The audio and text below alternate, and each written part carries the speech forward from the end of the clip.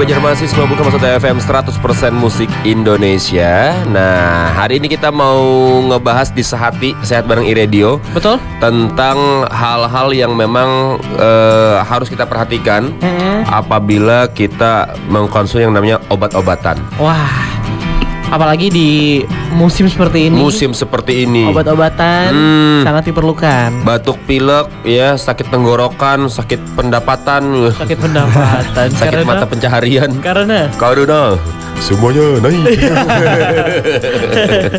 Tapi hari ini kita tidak mau ngebahas itu. Kita mau lebih fokus ke obat-obatannya aja. Karena kalau biasanya kalau kita pergi ke apotek gitu kan ya, ada beberapa obat yang harus kita konsumsi dari dokter sesuai dengan resep. Kemudian kita nggak tahu nih kapan batas waktu penyimpanannya. Dan juga kadang-kadang kita lupa ini obatnya, karena mungkin resep dari dokter udah pada hilang atau mungkin susah dibaca. Kita nggak tahu ini obatnya obat apa ya. Gitu. Setuju. Browsing bisa memang di browsing, tapi kan nggak terlalu jelas. Kita nggak bisa mendapat penjelasan yang benar-benar bisa kita terima gitu. Iya benar, takutnya beresiko. Iya, ya kan? takutnya ada ternyata obat ini nggak boleh untuk orang yang menderita ini. Nah, itu dia tuh. Hari ini kita akan ngobrol bersama pakar kita. Ini narasumber kita, ada apoteker Bang Aulia. Yang Abdul Mahmud, Pak. Bang Abdul Mahmud, Yumasik M-Farm. Saya ada dua nih, jadi sama Bang Aulia Rahim juga. Karena tapi ada kesibukan, jadi yang hadir cuma Bang Abdul Mahmud Yumasik. Oke. Bang, kita mau ngobrol aja nih tentang kupas batas waktu penyimpanan dan penggunaan obat. Jadi obat-obat dalam bentuk sediaan apa yang memiliki kriteria khusus penyimpanan setelah dibuka kemasannya? Oke, baik, menarik ya hari ini pembahasan kita. Karena banyak masyarakat awam yang tentunya belum sangat paham terkait penyimpanan maupun batas waktu penyimpanan. Betul. Nah, sejauh ini masyarakat tuh banyak yang paham cuma expire date saja, padahal ada batas waktu penyimpanan selain expire date. Nah, jadi insya Allah hari ini akan kita bahas ya nggak konkret-konkret, tapi dasar-dasar yang insya Allah bisa diterima oleh masyarakat. Nah, kalau tadi Masnya nanya terkait adakah bentuk-bentuk sediaan khusus ya terkait penyimpanan? Tentunya ada ya. Sini saya beri contoh sediaan-sediaan insulin misalnya pada pasien diabetes. Nah, itu memiliki kriteria khusus dalam penyimpanan ya. Tentunya insulin setelah dibuka dari kemasannya bukan mengikuti batas expire date, tapi batas setelah dibuka kemasan itu kurang lebih selama 1 bulan. Itu dapat disimpan dan digunakan. Setelah itu sediaan insulin harus dimusnahkan, tidak digunakan lagi. Nah, selain insulin 1 bulan ya. Selain insulin ada juga sediaan-sediaan steril. Contohnya sediaan tetes mata, salep mata ya. Kalau dilihat dari tanggal produksi tentunya ada batas expire date-nya. Tapi setelah kemasan itu dibuka, maka batas maksimal penyimpanan obat tersebut selama 28 hari. Wow. Nah, ini yang jarang sekali ya kita ketahui. Kadang masyarakat menyimpan terlalu lama di kulkas, sehingga pada saat 2 bulan 3 bulan timbul sakit mata, digunakan kembali. Padahal sudah tidak boleh, Mas. Itu juga ada efeknya. Iya, tentunya bukan hanya efek. Ketika kita menggunakan obat ingin melihat efektivitas, contohnya menyembuhkan. Nah, ketika dia sudah disimpan melebihi 28 hari, efektivitas yang kita inginkan itu sudah tidak ada lagi. Sudah hampir habis atau hilang, sehingga tidak dapat digunakan lagi seharusnya. Iya, jadi ini yang banyak tidak diketahui ya. Iya benar, saya baru tahu. Ada sih obat mata yang nggak tahu kapan belinya ya. Nah, iya kan, benar. Itu Anda masih obat kemasan lama lagi ya. Belum branding. Nah, selain itu juga ada, Mas, untuk sediaan-sediaan dry syrup biasa untuk pasien anak-anak. Itu ada yang kita sebut sirup kering.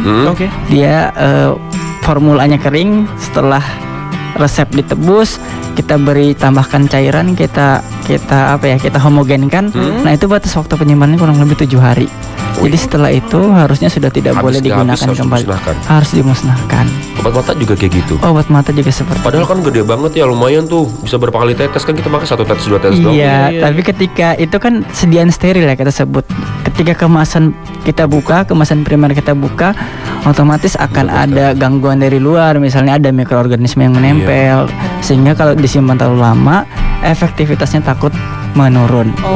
Walaupun ibaratnya kayak semacam di kulkas, di freezer kayak gitu tetap mereka sediaan steril ada BUD kita sebut ya, Beyond Use Date. Jadi bukan expired date aja sebagai parameter.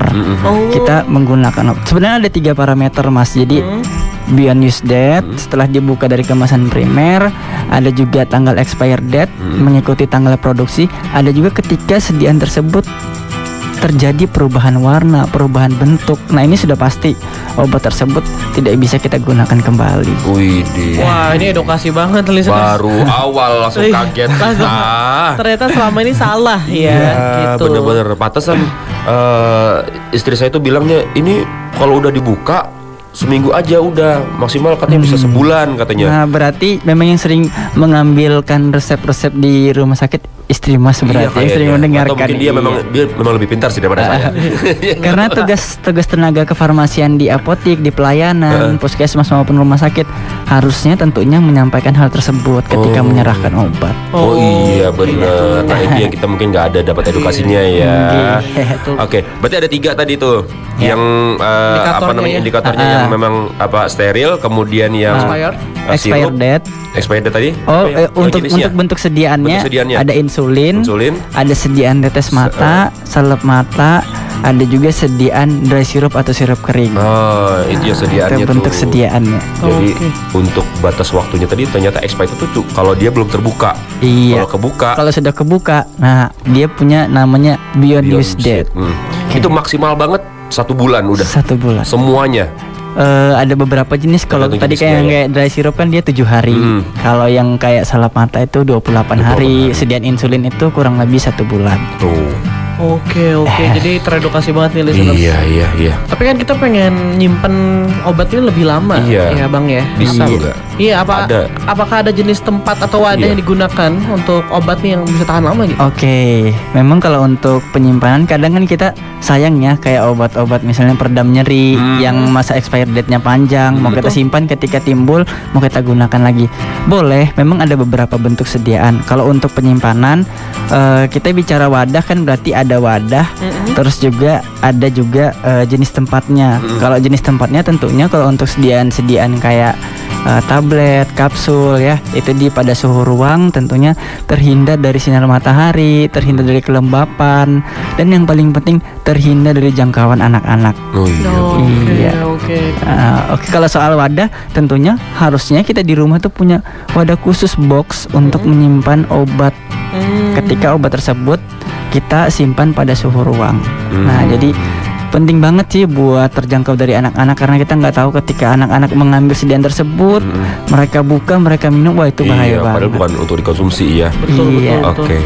Nah, apakah nanti kan kita sudah ada tuh yang namanya steril box tuh, box yang ibaratnya untuk pensteril kayak semacam susu atau apa gitu kan, ASI segala macam atau membesarkan apapun itu kalau misalnya kita masukin dalam situ obat-obatannya, apakah itu menambah jangka waktu untuk penggunanya atau kalau untuk kalau seperti itu sih lebih baik sebenarnya ya. Jadi tapi itu khusus untuk mungkin sediaan-sediaan yang khusus suhu steril misalnya di box tersebut kayak misalnya sediaan sirup, it's okay boleh, tapi selama tadi saya bilangnya kasusnya ketika kemasan primer sudah dibuka ada batas tertentu atau beyond use date, itu tetap harus dipatuhi. Walaupun sudah ada di box steril tetap 28 hari aja. Iya, benar sekali. Kecuali untuk sediaan tablet Mas, tablet kapsul yang disimpan di suhu ruang, itu kan kemasan primernya biasanya kepisah. Misalnya model blaster, yang satu blaster tuh ada 10 tablet, kita buka 1, it's okay, 9-nya masih bisa kita simpan. Karena di press ya. Tapi ketika kemasannya 1 botol, ketika dibuka kemasan primernya, itu udah nggak bisa lagi mengikuti tanggal expired date udah. Oke. Menarik sekali nih. Ya, nanti kita akan tanya juga lebih jauh apa aja jenis obat-obatan yang tidak bisa disimpan terlalu lama, kemudian dampaknya kalau kita sudah terlalu lama nyimpan obat di luar batas yang ditentukan itu apa. Setelah ini listeners ya.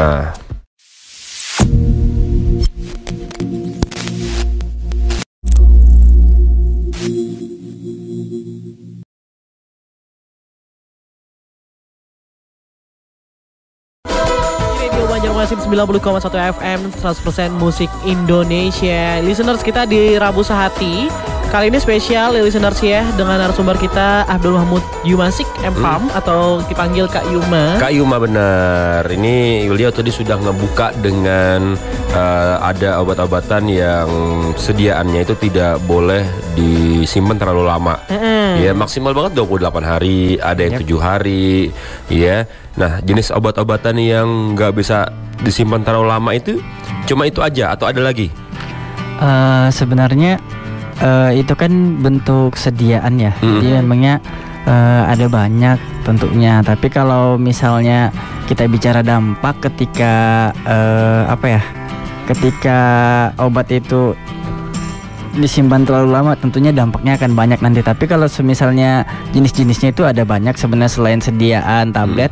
Biasa sediaan-sediaan yang kita jumpai di puskesmas, pelayanan puskesmas biasanya pernah melihat ya Mas, sediaan-sediaan puyer yang dibungkus dalam kertas-kertas puyer tuh. Nah itu emang karena biasanya emang diindikasikan untuk pasien anak-anak ya, karena kesusahan dalam menelan obat tablet sehingga diracik dalam bentuk puyer. Nah itu juga tentunya punya batas maksimal untuk disimpan, tidak boleh melebihi batas disarankan oleh tenaga farmasinya. Biasanya pada saat menyerahkan, ini puyernya racikan Bapak, mohon dihabiskan dalam jangka waktu 7 hari misalnya. Ya sudah, berarti setelah 7 hari nggak boleh lagi. Udah nggak boleh lagi. Walaupun udah sembuh atau walaupun masih sakit gitu. Iya, walaupun masih sakit, berarti obatnya setelah 7 hari harusnya habis Mas. Harusnya habis. Jumlahnya itu biasanya disesuaikan. Misalnya 3 kali sehari, nanti diberikan sesuai kalau 7 hari itu sudah habis harusnya.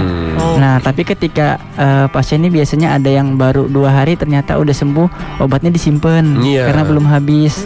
Ditahan-tahan, ketika 1 bulan timbul sakit, sakitnya lagi sama kayak kemarin ya. Jadi diminum lagi yang kemarin. Nah itu yang nggak boleh. Sediaan puyer tuh udah nggak boleh. Sama juga kayak racikan-racikan sediaan salep. Biasanya kan itu kan karena udah dipisah dari kemasan primernya, udah diracik sama dokternya, disesuaikan dengan kebutuhan si pasien. Nah sehingga kalau yang sediaan seperti ini tentunya biasanya 28 hari sudah nggak boleh lagi digunakan karena dia sudah dipisah dengan kemasan primernya. Oke. Tadi bilang nggak boleh ya, tadi konsumsi lagi. Tapi kita pengen tahu dong dampaknya.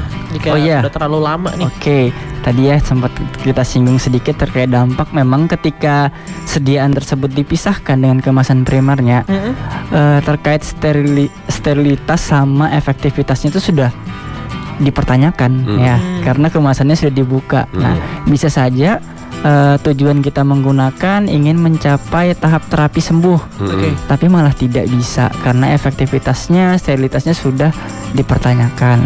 Terkait sterilitas, ketika dibuka dengan kemasan primer kita nggak tahu mikroorganisme begitu banyak ya yang berterbangan di udara misalnya menempel pada saat dibuka. Nah sehingga inilah yang menjadi perhitungan kita, ada batas waktu beyond use date-nya penggunaannya. Bisa saja misalnya kesediaan krim nih Mas, kita udah dipisah dengan kemasan primernya, udah dikasih keterangan 28 hari, setelah itu dibuang. Kita masih tetap menggunakan, mungkin efek yang paling tidak kita inginkan bisa timbul seperti efek samping, malah iritasi misalnya.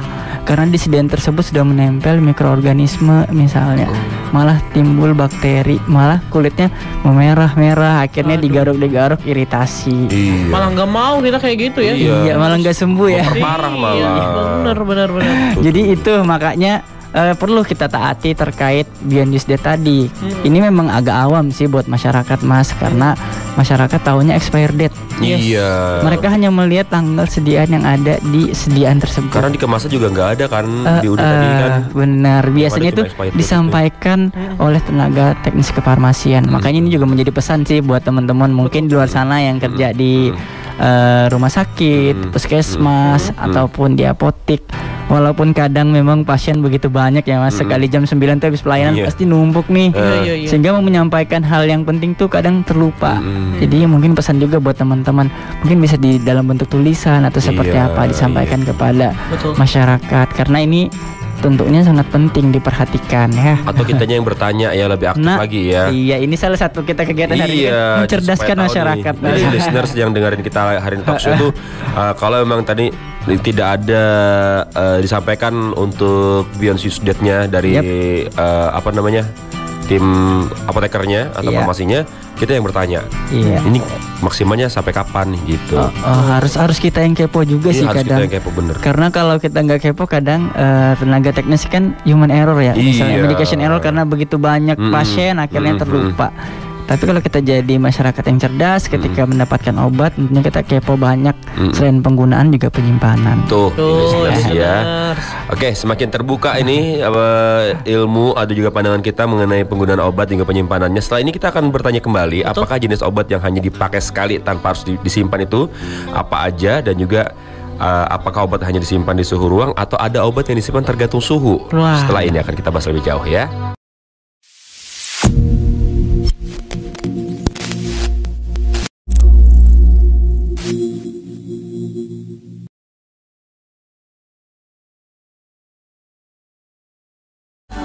Radio Banjarmasin 90,1 FM 100% musik Indonesia. Listeners kita dari Rabu Sehati bersama narasumber kita Abdul Mahmud Yumasik M-Farm atau disapa dengan Kak Yuma. Betul. Ya. Tadi kita ngomongin tentang obat yang ternyata penggunaannya juga harus diperhatikan. Iya, apalagi kita sebagai konsumen yang cerdas menanyakan juga nih aktivitas obat ini sampai kapan. Harus kepo. Iya, betul. Nah, ini apakah jenis obat yang jenisnya sekali pakai itu berarti nggak boleh disimpan sama sekali, atau ya bisa-bisa aja disimpan kayak gitu, Pak? Oke, baik, terima kasih. Emang ada berbagai jenis obat ya. Tentunya kalau yang satu kali pakai ini memang agak langka sih obatnya, Mas, tapi ada ya. Memang kalau yang paling cepat itu, yang paling sering kita temukan adalah sediaan-sediaan dry syrup atau sirup kering yang dia sifatnya antibiotik. Nah, kalau itu kan yang biasanya kita tahu kan 7-8 hari sudah harus dibuang. Nah, kalau yang satu kali ini mungkin kalau di kalangan masyarakat ya kita cari ambil yang paling awam aja, yang paling sering kita gunakan. Misal contohnya sediaan Oralit. Oralit biasa digunakan oleh pasien-pasien anak-anak maupun dewasa untuk mengatasi atau menghindari dehidrasi pada pasien yang mengalami diare. Nah, ini dia bentuk sediaannya, dia kayak serbuk saset gitu ya. Jadi cara penggunaannya dilarutkan. Nah, kalau untuk sediaan ini khusus Oralit ini kita nggak bisa setelah kita larutkan kita simpan terlalu lama. Jadi memang dia harus sekali pakai. Jadi semisal kita disuruh melarutkan sebanyak 200 ml nih, udah kita larutkan, ternyata kita baru minum 100 ml. 100 ml-nya mau kita simpan buat besok misalnya, itu udah nggak boleh lagi digunakan. Nah, walaupun tadi di tempat yang steril. Walaupun tempatnya kita tutup rapat, wadahnya tempatnya di box steril, tetap dia sudah tidak boleh digunakan kembali. Jadi hanya satu kali pakai untuk satu kali seduh. Oke. Obat ini kan ada yang bergantung sama suhu, kayak suhu ruang. Iya, benar. Apakah ada obat yang tidak bergantung suhu atau tergantung suhu nih ada obatnya? Oke. Memang kalau untuk penyimpanan kan salah satu indikator yang perlu kita perhatikan adalah suhunya, karena tentunya suhu nanti akan mempengaruhi obat itu tetap dalam kondisi stabil atau tidak. Nah, jadi memang ada dua perbedaan ya. Kalau untuk kayak sediaan tablet, sediaan kapsul, nah itu bisa kita simpan pada suhu ruang yang terjaga. Tadi ya, terhindar dari sinar matahari langsung sehingga suhu tidak naik turun, stabil. Dia dalam kondisi suhu ruang. Ya, kita simpan dalam box misalnya. Nah, ada juga sediaan-sediaan yang harus kita simpan di dalam kulkas. Contohnya kayak sediaan-sediaan suppositoria yang biasa digunakan pada pasien yang susah BAB yang dimasukkan di dubur tuh. Nah, itu harus disimpan pada kulkas sehingga kalau suhunya suhu ruang, nah dia nanti mencair, Mas. Karena penggunaannya kan kalau kita menggunakan suppo tuh ketika dia kena suhu tubuh, dia akan mencair, meleleh, melebur, istilahnya di kita melebur. Nah, kalau disimpan di luar dari kulkas sehingga nanti dia akan melebur duluan sebelum digunakan. Nah, intinya untuk terkait suhu ruangan atau suhu kulkas itu biasanya di kemasan itu ada informasi terkait penyimpanan. Nah, nanti juga akan disampaikan oleh tenaga kefarmasian yang pasti tujuannya adalah menjaga obat ini tetap stabil. Nah, sehingga tidak dirusak oleh Makanya tadi saya bilang ada 3 parameter. Selain ED, Beyond Use Date, ada juga perubahan bentuk dan warna. Nah, ketika kita simpan pada suhu yang tidak sesuai dengan karakter si obat, otomatis dia akan mengalami perubahan. Nah, itu tidak melihat Beyond Use Date lagi, tidak melihat ED lagi, udah pasti tidak boleh digunakan. Selain tidak efektif, juga dapat menimbulkan efek samping. Apalagi kalau mengental banget ya. Nah, kayak sediaan sirup tuh Mas, biasanya ada juga beberapa sediaan kayak misalnya sediaan suspensi. Nah, itu sebenarnya dia tidak boleh juga terlalu lama disimpan di kulkas, karena nanti akan menjadi bukan dua dimensi ya, 2 bagian.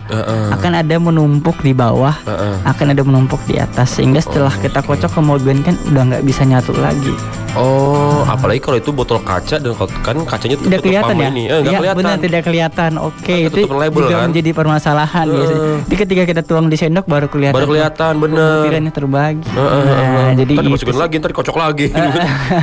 Keluarin. Tetap berusaha ya, tetap berusaha. Untuk menekan pengeluaran kan. Iya. Karena tadi yang serba naik ya. Iya. Balik lagi. Nah, saya pernah tuh bicara karena obat mata ya. Obat mata ini kan ada jenisnya yang dingin, yang cool tuh. Iya benar. Saya taruh di kulkas. Wah, itu mata semeriwing banget itu. Tapi memang nggak boleh ternyata ya. Itu udah mulai dari sekarang udah nggak mau lagi deh. Saya udah lama nih nggak konsumsi obat mata nih. Alhamdulillah, berarti matanya sehat ya. Nggak, tetap aja nih. Tapi mengurangi aja. Mengurangi karena katanya kalau kita terlalu banyak mengkonsumsi obat mata juga efek sampingnya juga nggak bagus ya. Iya. Terus sering. Ya itu karena mukosa mata dirangsang sehingga bisa jadi mudah kering. Iya. Jadi kita mau terus menggunakan. Iya benar. Malah nggak baik. Iya, sesuai kebutuhan. Nah, kalau di dunia farmasi itu kan Mas bisa lihat ya, ada gambar ular, gambar cawan biasa dia titik. Nah, itu ada maksudnya sebenarnya. Apa tuh? Jadi obat itu bisa ular itu ketika dosis dan takarannya sesuai, maka dia akan efektif menjadi obat. Tapi ketika berlebihan, maka akan menjadi racun. Bisa ular. Bisa ular. Itu kan bisa menjadi obat ya Mas. Iya. Asal sesuai takaran. Betul. Tapi ketika itu berlebihan, maka akan menjadi racun. Makanya simbol dari apotek seperti itu. Cawan dan ular. Rama bilang kemarin Resident Evil. Katanya. Bukan Ram, ya Allah. Kapan ya? Saya kaget nih.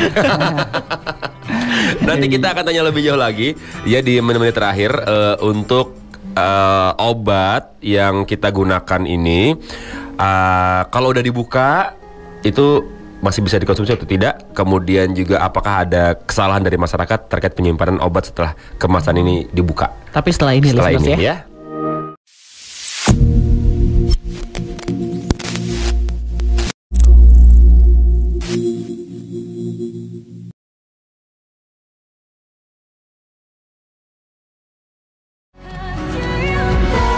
Masih 90,1 FM 100% musik Indonesia. Mahal ini kisah sempurna banget emang kalau kita semuanya tuh dikasih sehat.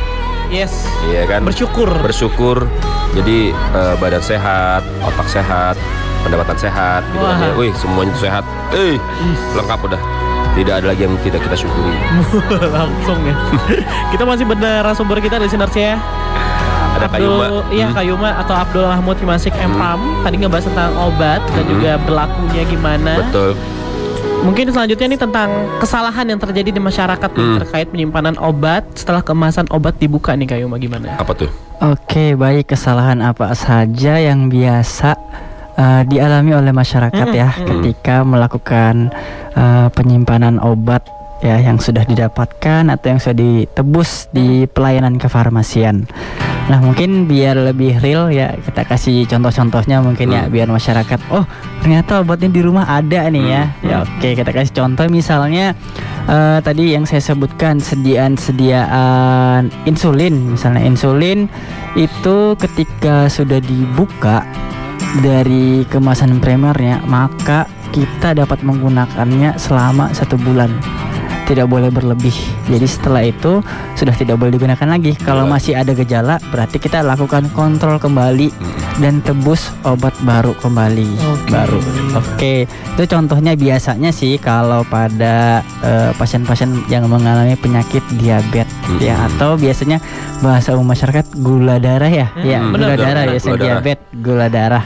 Oke, Oke, mungkin untuk contoh-contoh selanjutnya misalnya sediaan-sediaan yang awamnya masyarakat kenal, sediaan sirup, suspensi, emulsi itu pasti disimpan di kulkas. Nah, ini kadang menjadi perspektif yang salah. Ya. Misalnya Mas, kalau dia sediaan misalnya saya beri satu contoh obat ya mungkin ya, Kodipron misalnya, dia itu sediaannya untuk pasien yang mengalami kendala batuk, gejala batuk. Nah itu nggak boleh disimpan di kulkas malah, walaupun sediaannya cairan, malah akan membuat sediaan tersebut membentuk gel, sehingga tidak homogen lagi pada saat digunakan. Nah jadi itu yang perlu diperhatikan dan masih sering salah di masyarakat. Atau umumnya nih sediaan-sediaan yang bentuknya suspensi, biasanya yang agak kental tuh ya, yang sediaan emulsi, kadang disamakan dengan sediaan sirup, disimpan di kulkas. Padahal ketika kita simpan di kulkas untuk sediaan-sediaan suspensi, dia akan membagi menjadi dua sedimen. Ada sedimen yang cair-cair di atas, yang ada molekul-molekul atau butiran di bawah. Nah, ketika dia kena suhu yang dingin, akan sangat susah kita homogenkan kembali, digabungkan. Jadi begitu kita kocok-kocok tetap aja. Nah, ini masih sering salah sih Mas, kalau untuk di masyarakat kadang disamakan sediaan sirup dengan sediaan suspensi. Kalau untuk sediaan tablet, sediaan kapsul, saya pikir masyarakat sudah sangat kenal untuk penyimpanannya tadi ya. Udah sangat awam lah buat mereka. Tapi kalau untuk sediaan suspensi nih, paling sering dah kesalahan mereka. Bener. Karena juga selain karena kemasannya tebal dan tidak terlihat kan, kadang-kadang dia juga warnanya kayak semacam obat mah. Tuh kan dia warna pink tuh. Cairannya tuh jadi kalau dikocok-kocok makin tebel tuh kacanya, nggak kelihatan. Jadi apakah itu benar nyatu atau enggak kita nggak tahu. Dan banyak treatmentnya sama kayak kapsul tablet gitu ya, padahal obatnya berbeda. Iya, gitu. Bener-bener. Nah itu jadi harus kita perhatikan ya. Nah lalu bagaimana caranya kita bisa menyimpan obat ini dengan baik dan benar setelah dibuka kemasannya? Oke, ya.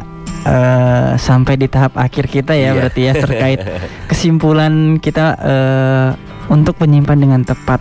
Tentunya yang pertama yang paling harus kita perhatikan tadi ya terkait BUD atau Beyond Use Date. Jadi memang kadang Beyond Use Date ini tidak tertera pada kemasan, kadang juga ada. Tapi pasti disampaikan oleh tenaga kefarmasian harusnya terkait Beyond Use Date, terkait obat-obatan racik tadi ya, obat-obatan steril. Nah itu yang pertama. Yang kedua, bedanya dengan expired date, kalau expired date ini selalu tertera pada kemasan karena mengikuti batas tanggal akhir yang diproduksi oleh perusahaan. Pasti akan ada syarat standarnya ketika obat mau diedarkan tuh ada. Nah tidak selamanya kita mengikuti tanggal yang tersebut. Nah jadi harus diperhatikan juga yang Beyond Use Date-nya, ketika ada keterangan bahwa Bapak, Ibu, ini digunakan 28 hari, setelah itu dibuang. Nah itu diperhatikan. Yang ketiga adalah terkait tadi, dia selama penyimpanan apakah terjadi perubahan warna, bentuk, bau. Nah itu kalau sudah berubah dari sediaan awal kita terima, maka perlu dipertanyakan apakah masih bisa digunakan atau tidak. Harusnya sudah tidak bisa digunakan kembali. Betul. Iya, untuk penyimpanannya mungkin tadi itu sih Mas yang kita sarankan, sebaiknya memiliki box tersendiri untuk sediaan obat-obatnya, karena biasanya di sediaan obat yang kita terima sudah tertera nama tuh. Betul. Nama dalam etiket, sehingga tidak mungkin tertukar. Kita simpan pada satu box yang kita letakkan agak tinggi dari jangkauan anak-anak, terus juga terletak mungkin dia suhunya yang stabil, yang tidak kena langsung paparan matahari langsung ya, di samping kaca misalnya, atau juga mungkin di samping TV juga nggak boleh, karena radiasi dari TV itu juga dapat mempengaruhi kualitas si obat.